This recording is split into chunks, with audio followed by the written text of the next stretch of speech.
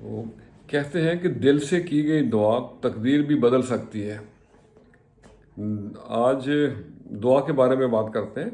دعائیں کروائی نہیں جاتی بلکہ دعائیں لی جاتی ہیں، اور یہ بات جتنی جلدی آپ سمجھ سکیں اتنا ہی بہتر ہے۔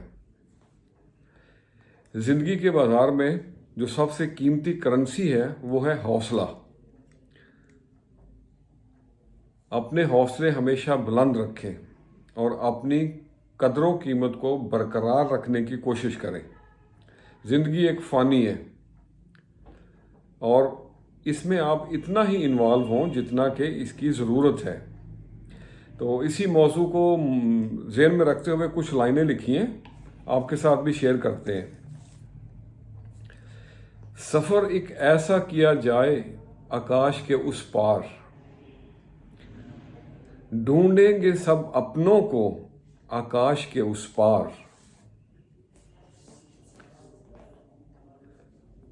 پرکیف نظاروں میں پوشیدہ اشارے ہیں،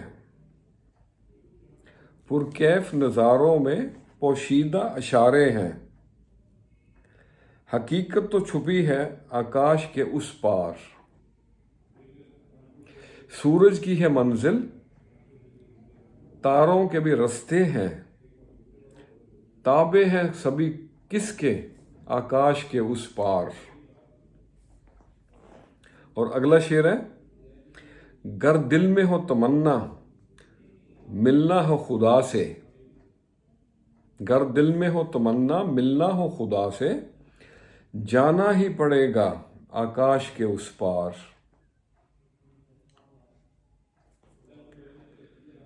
سمجھے نہ نیاز کوئی ڈھونڈے حقیقت کو، ایک الجھی پہیلی ہے آکاش کے اس پار۔ سفر ایک ایسا کیا جائے آکاش کے اس پار۔ تو آج کے لیے اتنا ہی۔